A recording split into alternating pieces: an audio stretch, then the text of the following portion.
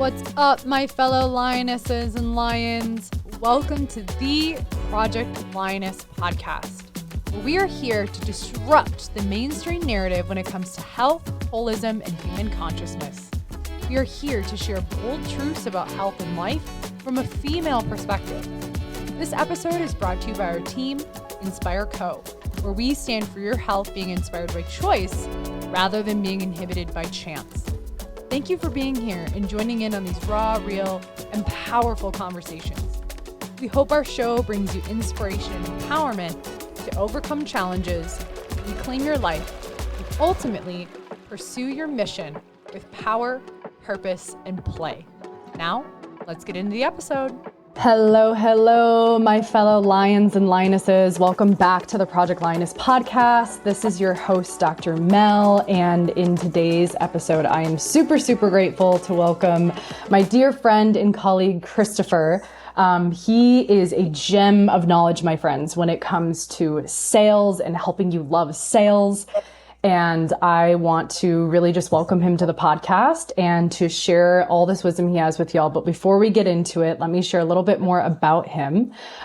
Christopher Filipiak is a sales consultant and coach that helps CEOs succeed at their own sales work.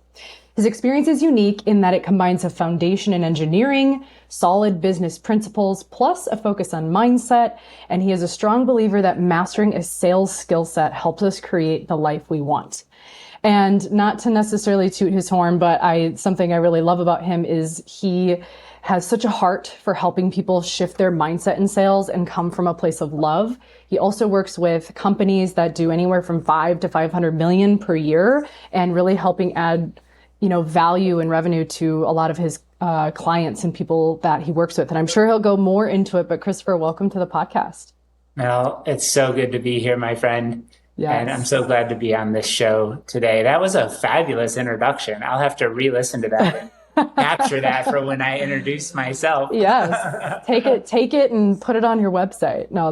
Take it and put it on my website. Yeah, that's great. Well, and the reason why I wanted to bring you on, Christopher, is for those of you who don't know, Christopher and I met in a different group that we were in developing our leadership skills, our facilitator skills, and how we help people in more the healing realm, which can apply to every area of life. And we actually really bonded over musical chairs. That's for another conversation. And I was like, Christopher, we kind of went at it a little bit, but I think in those moments you're like, this is totally a mirror of me. So for what that's worth, him and I have been in a container for a while now together and really just getting to know each other. I've been in some of his containers of helping CEOs step into their power. So anything else, Christopher, you want to add as far as how you got into the world of sales and helping people? I think it's really interesting. We both have this love inside of us, and I forgot about the musical chairs actually until you brought it back up. And we're both, there's a part of us that is fiercely competitive, which is super cool. Yes. And we have this human side, and we both have this shared love of sales. I was at your sales training you did, Mel, a couple weeks back or so, and I was just so inspired by the care and the passion that you bring to helping entrepreneurs and CEOs and female entrepreneurs, the lions and the lionesses, show up in their day to create the lives and the business that they actually want. So when you were doing that training, you shared about your journey, selling from a fairly young age and learning your sales skills. And I was selling from a young age too. I was trading baseball cards behind the gymnasium, right, in elementary school. I was arbitraging candy in middle school, right? Go to the store, buy candy, bring it to school, sell it for higher prices. But never really thought of myself as a salesperson. I have my undergrad degrees in engineering, and I loved math, right? I was just really good at math, very analytical, but I always loved people too. So I ended up working at Ford Motor Company, selling F-150s and Mustangs, but always not selling, but building F-150s and Mustangs. I wasn't in sales. I was engineering at that point. But I always wanted to do business development, marketing, sales. And so I was always like going like, hey, how can I do more sales work? And I was always building like my own little businesses on the side. Whether it was mountain bike race teams or landscaping teams, there was always, where I was conflicted, not conflicted, but I was like told to go get a job, right? Like go be an engineer, go get your MBA, like get a job to take care of you. But at my heart, I wanted to be an entrepreneur. And so as I've started to step into, and I've had my own firm since 2017, as I've started to walk that journey, I've started to really recognize how important sales is to the human experience for all of us, and what an amazing vehicle for change and growth and healing when it comes to money and other people and abundance. And so I've really leaned into mastering sales and have started to help other people master themselves and sales as well. I think the sales is an expression of love, or sales as an act of love, really came, I started to understand, like there was an article, I think it was written in like the mid-90s or mid-90s, early 2000s. And it was probably my first sales mentor gave it to me. It was called Ditch the Pitch, right? And the goal of that was really to like reframe from this idea of pitching to like understanding what the client wants and then meeting them. And then I worked with another mentor that started to say, sales isn't something that you do to someone, right? It's not like, and when I'm selling you, it's not something I'm doing to you. It's something I'm doing for you. Yes. And then Will Wise, who wrote a brilliant book about conversations, gave me like this worksheet. He was prototyping a worksheet, and I filled it out. And what came out of that, like the language that dropped in from that, was this idea of sales synonymous with love, right? That was the original language. It was like sales synonymous with love. And that's what that was. I'm like, oh, I'm here to like give and show sales synonymous with love. And over time, like that went away because sales synonymous with love, they're not actually synonymous. Like they're not the same words, right? They don't mean the same thing. So that kind of moved into this idea of sales as an expression of love, or sales as an act of love. And, I have a definition of that.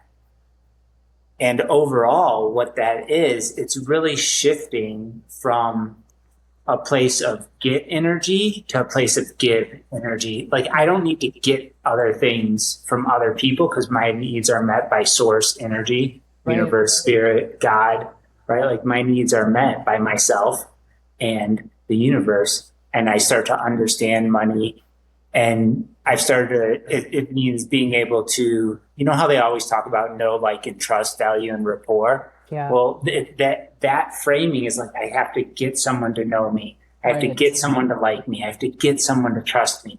Right. And it's like, then you're showing up in that conversation kind of with that energy. And I was like, no, all you have to do is know how to talk with another person. Like if you can give really good conversation, yes, that is going to develop and create know, like, and trust, value, and rapport. It's not like you're trying to engineer those things, like by giving you a white paper or like a case study. It's like, how can I do that? And then I think the last kind of idea about sales as an expression of love is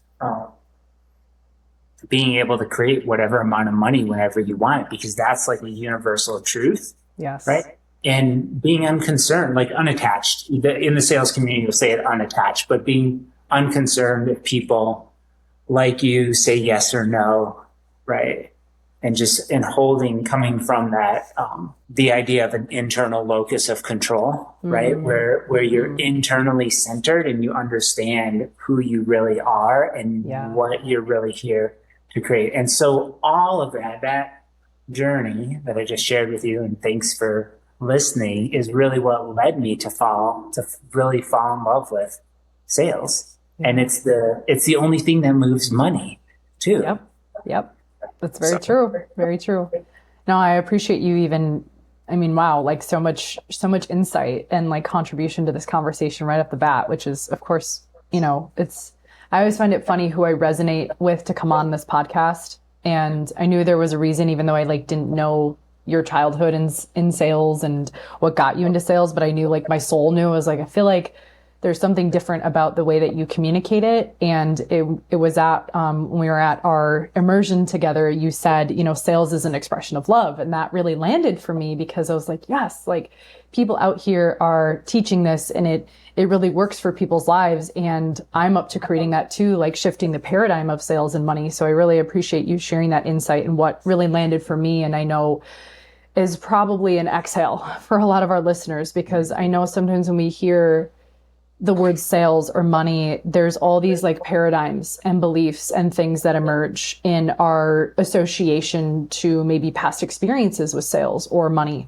So I'm curious if there's anything there, Christopher, that you find within your world and ecosystem and the clients you serve of what are some of the big like hurdles or blocks that people struggle with when it comes to where they're at and adopting all the beautiful things you said, that it's an expression of love and it's about giving and creation, which I am 100% in agreement with you. Like it's less about this taking energy and more about like, how can I contribute and create something that is of meaning and love to a conversation, even if it doesn't lead to like dollars in the bank, right? Mm-hmm. Because we're taken care of in another form.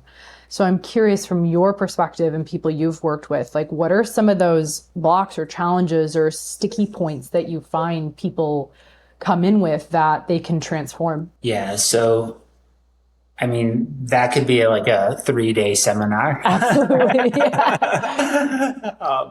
But I'll do the short version. So we have a conscious and a subconscious mind, right? And we have a mind, and the mind is our entire body. It's not like just up here, but the mind exists throughout. And through our lifetime, we pick up trauma, right? And pain and stories and beliefs. And all trauma is, you have big trauma and little trauma, but all trauma is there was a circumstance or experience that was too much for your brain at the time, and your brain couldn't metabolize it, and it stored it in your nervous system. Mm-hmm. So what happens is throughout your childhood, especially from age 0 to 7, when you don't really have your conscious mind isn't developed, so everything is just being programmed as like your original operating system from your environment, parents, school, religion, society, all of those beliefs, which aren't always based in truth. There's a lot of ignorance. Yep. Get trapped in there, and then you start to make decisions and start to think from that original programming and those original traumas, and then you create circumstances in your life as an adult that reinforce what those original beliefs were. And so then you get stuck at whatever level you're at. So it's like, okay, cool. I have an original operating system that is causing my current results, and I'm making decisions from trauma instead of the truth. Right. And it's hard to admit this, like, this is a journey, but this is the question you're asking is how do I rewire myself and get unstuck when it comes to sales? The way to do it is first some awareness that your knowledge in all things comes only from your life experience, right? Yeah. And that life experience comes from the thoughts that you're thinking, right? Mm-hmm. And so you reinforce that loop. So it starts with being able to have, so if you want to undo that, you have to generate a new understanding of the world and of your thoughts, and then make decisions from the new thoughts. And if you do that consistently enough through like constant spaced repetition, because that's how we get programmed through constant spaced repetition, that's going to go ahead and change your beliefs, right? And you'll have new beliefs. So when it comes to sales, we get programmed from a very early age, most of us, around an illusion around where money comes from. It doesn't actually come from jobs, right? What money is, okay? An illusion around that, like money is with the rich people, like it's not, right? And a lot of story around strangers, right? So you got like this money, like money root of all evil. Money doesn't grow on trees. You can't buy happiness. There's like 50, there's probably hundreds more of like just stories that like you write down your 50 money stories. Like rich people are crooks, right? Or bad, right? So you have that. Then you have all the, be wary of strangers, like stranger danger, all of that. And then you have all the limiting beliefs. I'm not good enough. I'm not lovable, unworthy, fear of abandonment, stuff that prevents people from changing and growing, right? Because we resist change and growth. Because what we're doing right now feels safe to our minds. And so all of that puts us in a box, or puts pressure on sales, because sales represents change and growth, not only for you, but for the person. Right? So you're going out to change people's lives. When you buy something, whether it's a new car or a jug of milk or a stick of candy or hire a coach, or hire the gym, like you're signing up for change and growth. And when you make that sale, like you're providing that person really a gift of change and growth. And so that's where coaching, to help re-understand who you are and have some new information about what sales really is. So those new thoughts are going in. And then once that happens, you can start to line up like the cause and effect relationship of what actually moves money, because we live in a world that is based on money, right? You need money. You need to be rich. You need to have a lot of money to live a full life. You do. Like that's the time and place we decide to show up in the game we want to be playing right now. So here we are, and it's going to require a skill set around moving money, and that skill set is sales. So when I work with my clients, it's like, however long that takes, you can do that work in an afternoon, or it may take months or years to do that. And the last piece, and this is the immersion, the work that we've done in that other container, is all that goes much faster if you can feel your feelings, and if you can move energy. So part of the work, right, is what allows the new beliefs and allows the trauma to metabolize. You can't put new beliefs in unless your body metabolizes the trauma first.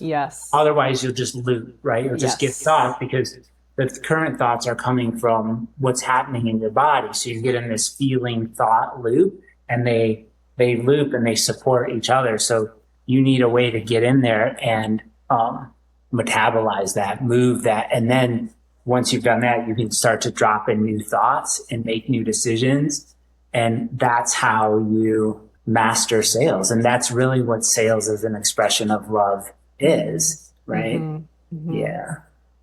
That was so well said. I mean, that was such a great, because you and I have been in, like I said, similar containers, and how we understand this connection to those traumas, right? And sometimes I think that can feel so ethereal for people, of the thoughts and the beliefs, and how that shows up in your actions and your consciousness. But that was so well said. I was yes. And to highlight something you said, which I'm so glad you touched on, is you can have all these belief architecture changes, but if you don't really embody it, and you don't shift the physical and the embodiment of what you're moving through, and like you said, digest it and metabolize these things that have been the filter of our life, you're only going to get so far when it comes to your money and sales game. And I see that a lot, where people are well, I'm trying these affirmations and these mantras, and it's but you actually have to understand okay, what is the actual belief, and why do you believe that? And are you open to another way of thinking about this? And what in the body is carrying this frequency that is really blocking you from adopting these new beliefs and thoughts and actions, because we're not just, talking heads on a stick, as I say a lot in this podcast. We are living, breathing creatures and humans that have a nervous system, and we have emotion, and we can experience things. And like you said, we can totally accelerate that when our body actually feels safe to expand beyond our current comfort zone. And I love what you also said. There's a saying that I tell my clients is that people prefer this familiarity with comfort, because that's part of our nervous system. Like, this is familiar to me and I'm comfortable, but that doesn't actually mean it's in the best interest of your growth. And sometimes that growth and expansion can come with its own turbulence, but I think innately humans desire to expand into the essence of who they are and loving themselves more. And sales and money is part of the game. It's on the planet, and we're here to have a different relationship with that. It's not going away. At least that I know. Maybe it is. But as far as I'm seeing, like, money is part of the game, and it doesn't have to be this thing of evil. So I don't know if there's anything more that you're hearing and you want to add to that, but just to highlight a few things you said. Yeah, I love that you pick those out, Mel. And our brains are wired for survival, not happiness. Correct. And that's why being in the familiar or the comfortable is where we want to hang, because we know it. And it brought back, like, my first coach said, and we're wired for safety, and safety is bad for business. Right? We're gonna take that and, like, put that into a reel. That was good. Yeah, it's true. So, because business is about changing and growing. Totally. Right? Yeah. Yep. And so that's a really important piece. And it's like, affirmations are fine, but you have to understand the cause and effect relationship between what you're actually trying to create, and are affirmations the right thing? Are affirmations the right strategy and tactic for that?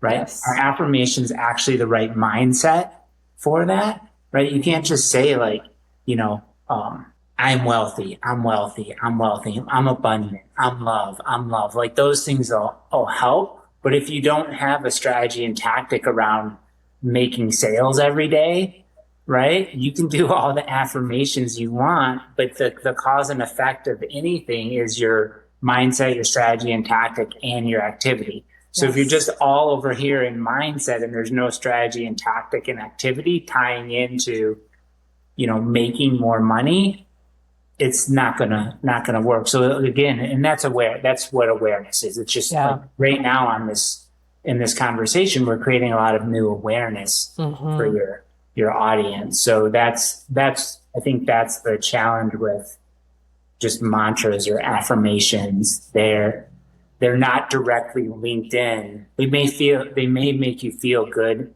in the moment, but they're not accessing the deep transformative healing work that needs to happen in your body to allow you to become a new person and change your frequency. Yes. Yeah.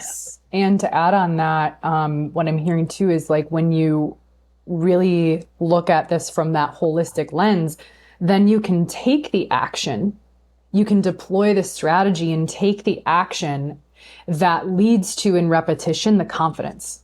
And that's what I tell my clients is, like, the way that you get confident is, like, you take the next step. And from an embodied perspective, right? From these new mind frames, from these new frequencies in our body, you take the action. Like, it's not going to happen just, like, I'm a big fan of shifting your energy and breathing and all these things, and, like, being one with the universe on the couch. But I say, like, the way that it happens is you take the action. Like, you send the email, you send the message, and I love that you also do this a lot in your CEO sanctuary, which we can talk about in a second. But, like, taking the action, even when you have a little bit of fear, builds courage, which then that builds confidence. And then you have the experience and you're like, oh my gosh, I, like, did the thing. Then that reprograms your nervous system to be like, okay, I can do it again. Like, I didn't die.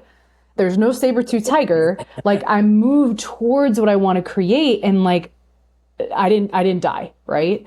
And that reinforces that. So I actually love that you were already attuning to where I want to go next, which is that, like, strategy piece. Because you can have all this consciousness and alignment and awareness and mind frames, but then there's a strategy piece, which is why I love that. My husband's an engineer. So I have something for engineers. And like I can hear you have such a way of like systematizing, creating systems around sales. And that was another thing you and I were talking about, is so many people want to increase their sales or their money game, but they don't have a system behind it. And I think sometimes when we hear systems or strategies or tactics, at least from a lot of females I work with, they feel like that really blocks them, when I'm like, no, that's like actually the secret sauce, and bridging the two of like the consciousness and the strategy to your work. So anything you want to add to that, coming from an engineer background and creating systems and strategies? Yeah. So I think, whether you have your audience has an opportunity right now in this moment today to stop telling stories that aren't helpful, and make a decision to just no longer do that. Right. And so if there's something that's helpful, whether it's changing your what you put in your body or your habits or fear of systems or fear of sales, it's kind of like, at this moment, I'm no longer going to keep saying I'm afraid of systems. Like, because you program you're self-programming your mind with your words. Yes. And then you supercharge those words with fear, worry, and doubt, which is like locks it into your codes and your nervous system and your frequency. And then you just keep, every time you have to do systems, you can't do it. Yeah. Right. So there's a real opportunity there to just stop being afraid of systems or stop being afraid of sales. And people are like, well, I don't know how to do that. And it's like, well, you just let it go. And if you have trouble letting it go, you learn a skill set around feeling your feelings, or how to metabolize trauma and develop a language of emotion. And all that is like a skill set to learn. So to the people who are like, oh shit, like here's a engineer that worked at Ford Motor Company and I'm running, a much smaller business. We all are. Ford Motor is a huge, global manufacturing company. You don't have to develop the level of systems that a Ford or an Amazon has, but you need some basic ways to structure your business. And there's some components to business, some foundational pieces that need to go into having a successful business that can profitably add revenue and profitably help clients, which is what businesses are designed to do. Like, that's what they're here to do. So from a systems perspective, the thing is, I was kind of studying all of this mindset. I've been studying mindset from a very young age, but I really started to study it more intentionally and deliberately, and from a much higher level, like over the last 7 or 8 years. And I was like studying, and because I come from an educational value system and a middle class value system, which a lot of us do, I was like trying to learn the material, right? I was trying to like learn this. I was trying to like, I need to learn this stuff so I can teach it to people. I can learn. I was like, I need to learn this stuff so I can teach it. I need to learn. And then like one day I was like, oh shit, no, has nothing to do with learning. This is about using what I'm learning to create a result for my own life. Yeah. And that was a big shift. And that's when I was like, the two main systems for any area of my life really dropped in. And it was this understanding of cause and effect. Okay. I'd been learning about universal law. I'd been doing the genius frequency work. I'd been studying with all the best salespeople, the marketers. I studied in entrepreneurship, got my MBA, graduated at the top of my class. And I'm like, shit, like I'm still not getting the results. And it's because I'm trying to learn so I can teach, right? Or learn so I can prove myself, so I can go, look at all this stuff that I learned. I got my MBA, like, take care of me, world. Right? So, I was like, nope, that's actually not accurate. And you said something when you were talking, like, you don't actually know until you have the experience. Yes. Right? So you have to get off the couch and go have the experience. You can't just read about it in a book or just affirm it. You have to go take the action. And that's, as you take that action, like you said, that's what builds the confidence. So I was like, I was actually in Hawaii, banana farming with my brother when this kind of like dropped in. Of course. And I was like, of course, right? Yeah. You're like, you're doing something so, you're like in the space and the experience, and it's just like, oh, there it is. Yeah. Continue. Yeah. And so I was like, oh, cause and effect. And then I was like, oh, there's this cause and effect relationship, and that's a universal law. And the most important part of that is the effect, right? Like, what is it that you actually want? Because if you can define the effect and you can create clarity on what you actually want, reverse engineering, like what the causes are, is actually fairly simple, whether it's to be a better parent or a better ballroom dancer or amazing business owner or good at sales or lose weight or be healthy or go on a trip. Like, it's like once you identify that effect, you can figure out the cause. And then I was like, okay, well, what are the causes, like universally, like for any effect? And I'm like, it's your mindset. It's like how you think, feel, and operate your body. Like, that's mindset. So you need a skill set around mindset. It's your strategy and tactic, right? So a skill set around strategy and tactic. And then it's your activity. How consistently do you do the strategy and tactic? So that was the first system. I mean, not the first system, but that's the system that I use. Number one is that idea of cause and effect, and then the skill set of strategy or mindset, strategy, tactic, and activity, right?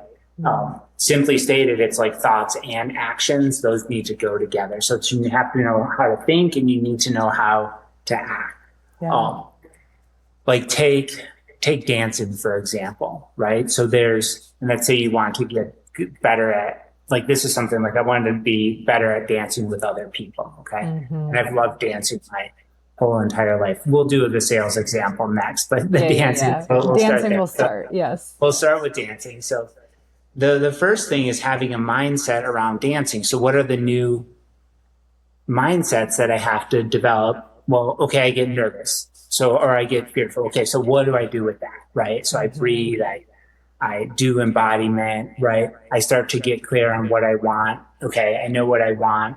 I make decisions. I bring in new thoughts. So, like, that's mindset, right? I share, instead of trying to like get a dance, I'm like there to give a dance. Like, I start to reframe and rethink from a mindset perspective and say, oh, people want to dance with me. Like, I'm really good. I'm really sexy. Like, people like dancing with me. I'm good at dancing. And it's like you start to like read that. And then what's the strategy and tactic, right? Okay, it's not going to be like eating pepperoni pizzas. It's not going to be making sales. It's not going to be growing a business. The strategy and tactic for me was like, oh, I need to go take private dancing lessons, which I'd never done in my life. Like, I kept going to dances and I dance with some people. Sometimes I wouldn't, but I never was like, oh, this is just a skill gap in my ability to dance and ask people to dance, right? So this is like the new framing. And then the activity was, okay, I got the mindset. Strategy and tactic is private dancing lessons, but the activity plan is to go to one private lesson per year, right? Yeah. Like, no, the activity's wrong. No, it's like, you got to go consistently, daily, right? You got to go every day or every week. And so that helped. When it comes to sales, mindset is understanding things like we all have the same amount of money, that the money is here, that the money comes from spirit through people, right? How to make decisions, how to get clarity on how much money you want to make, understanding what awareness is. Like, that's all a mindset skill. The strategy and tactic for money, if you want more money, the strategy and tactic is sales. There's others though, stealing from children, robbing from banks, counterfeiting. Like, there's some other, getting a job. Like, there's some other ways, but I think the truth of what moves money is sales. Yes. And then the last piece is like the activity piece. And so it's like, if you're only making sales, and this is what happens with CEOs, is whenever their company money goes down, then they get active, but very rarely will a CEO commit to doing sales every single day. Yeah. And this is one of the things that I help them with, because that consistency is so important.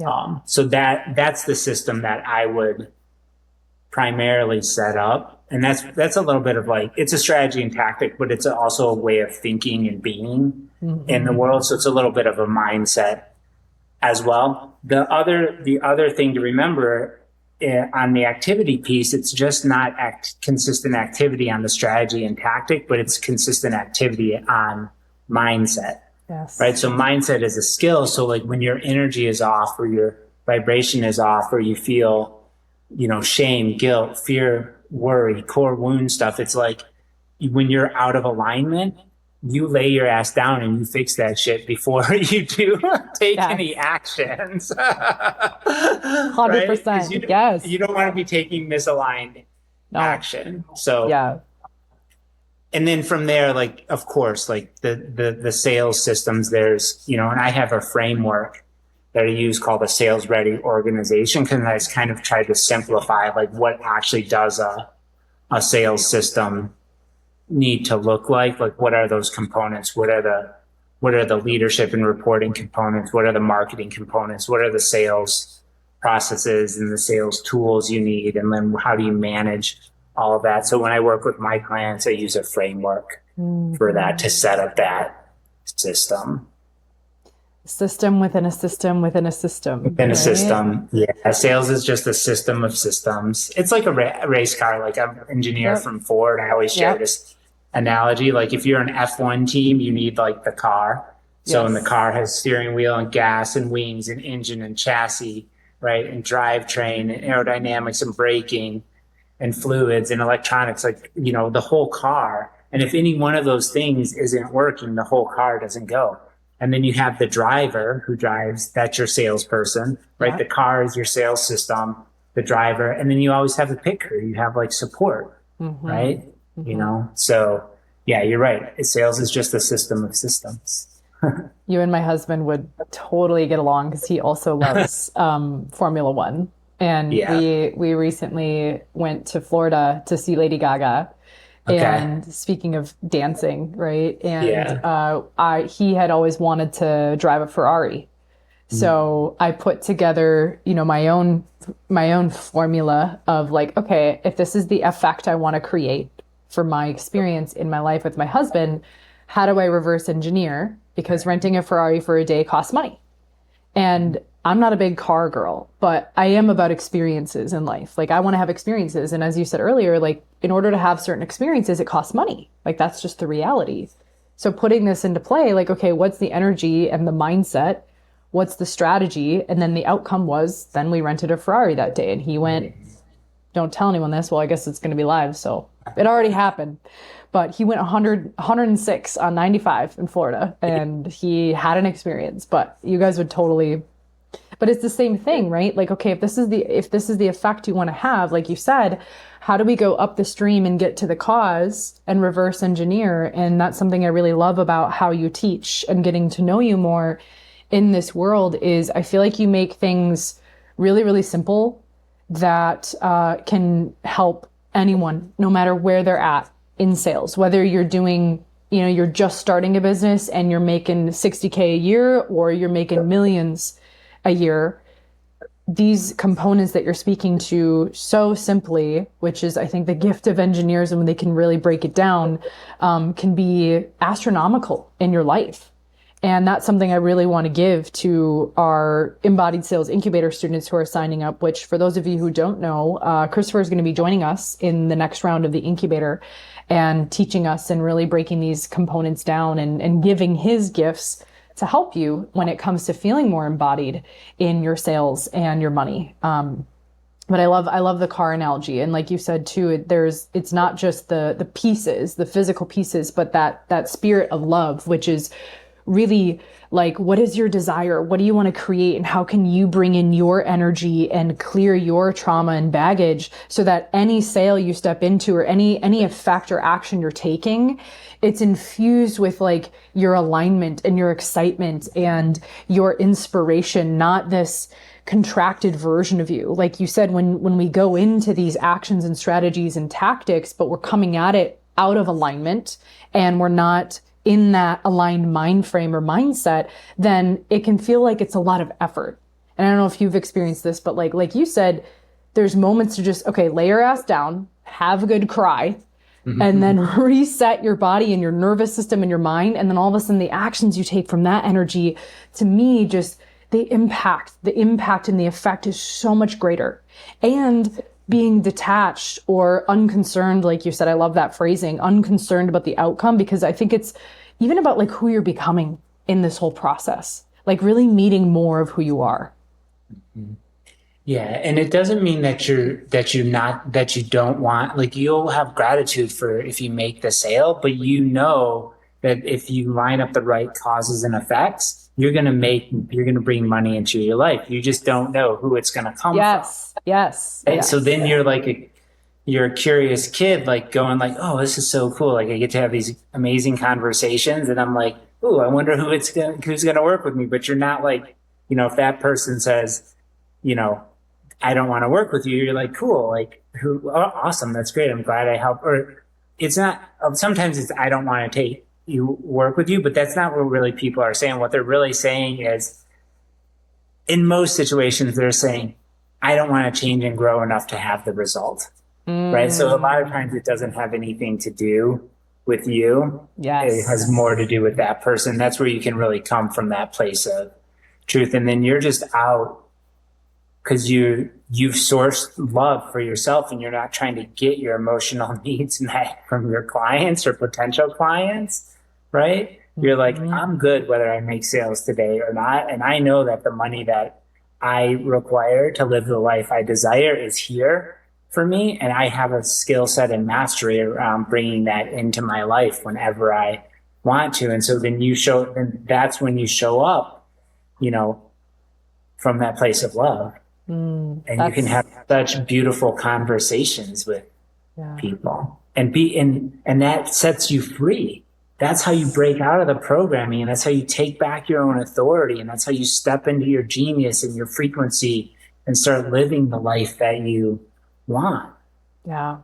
And the sales and money becomes a byproduct of who you are, not even you're trying to get it, right? Because that's like the paradox. And I love that you're speaking to this. That's the paradox, is you're cool with whatever. And then paradoxically, like the sales and the money happens because you're in that state of love. And I love what you said about just not sourcing emotional regulation and stability from your clients. That is huge. And I think entrepreneurs really, I hope you all are hearing that and receiving that and coming at it from sales and money maturity in who you are. That's beautiful. Beautiful, Christopher. So as we wrap up, I want to have the audience know where they can find you, where they can learn more about you and your offerings to the world, your gifts and contributions to the world. So if someone's really picking up what we're laying down, like where can they go explore more about who you are and what you give? Yeah, there's a couple resources that I'll share. So, you can find me at my website, ChristopherFilipiak.com. And then I mostly hang out on LinkedIn. So LinkedIn/Christopher Filipiak. You can find me there. On my website, I have a blog and I wrote an article specifically around how feeling your feelings helps you make more sales. Okay. So like that provides some more context and some more information about what Mel and I were talking around here and how those traumas and where you're making decisions from and how often you feel your feelings either speeds up or slows down your money flow and your ability to do sales. So if you're interested in that, you can go check that out. If you're more interested in the systems perspective, I work with this framework called the Sales Ready Organization. And there's an article about that too. And then there's a free assessment that you can take called the Sales Ready Organization Assessment. And you'll take that. It looks at your mindset, your leadership, your marketing, sales, and your project management when it comes to sales. And you'll score that. And then you can set up a free consultation with me to go over your results. So that's in place and available to people. And then I do CEO Sanctuary on a monthly basis where I invite CEOs and entrepreneurs and business owners to come together and work together and it's fun and it's messy and we never know what we're going to get into. But what we try to do, and that is balance feeling our feelings and creating safe space for us to be who we are, while at the same time getting real work done that's on our to-do list. Yeah. So it's not teaching, it's not masterminding, it's not me speaking. It's going, hey, like working with other humans is messy. Let's develop a skill set around doing that. And then let's support the container with alignment and bringing our frequencies up so that we create safe space to actually work together, instead of trying to like prove to each other how good we are. Yes. Or pretend. Yeah. So that happens on the first Thursday of every month. It's 2 hours from 2 to 4 p.m. Eastern.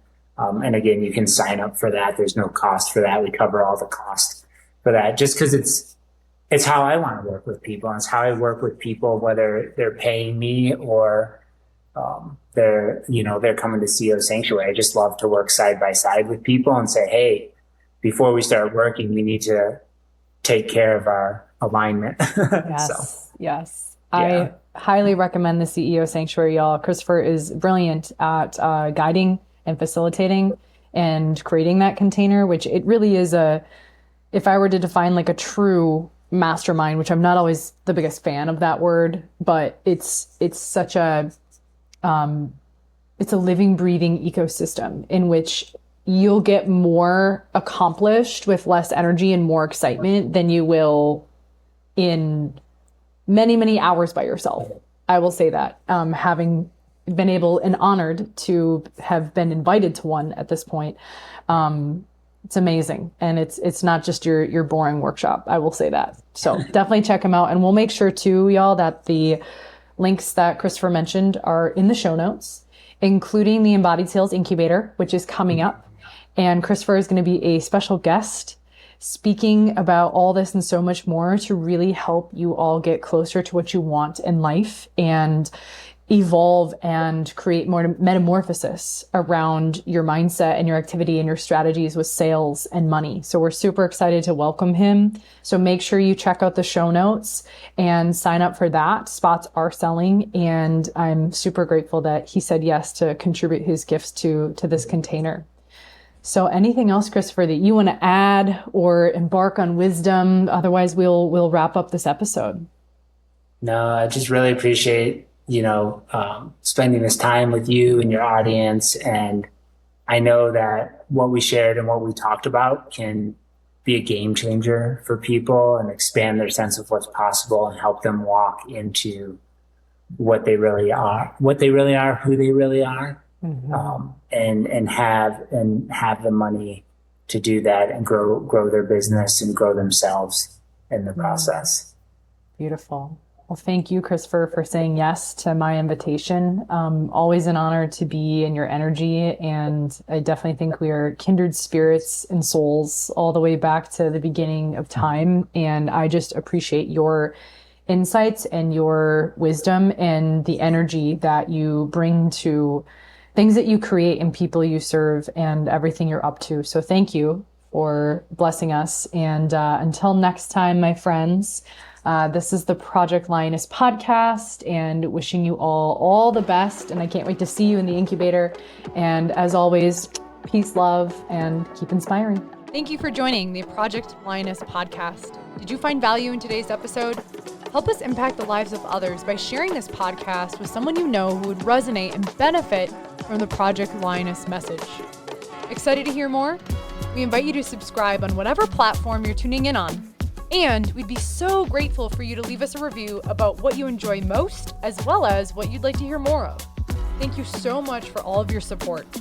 Sincerely yours in power, purpose, and play. Dr. Mel with the Project Lioness podcast.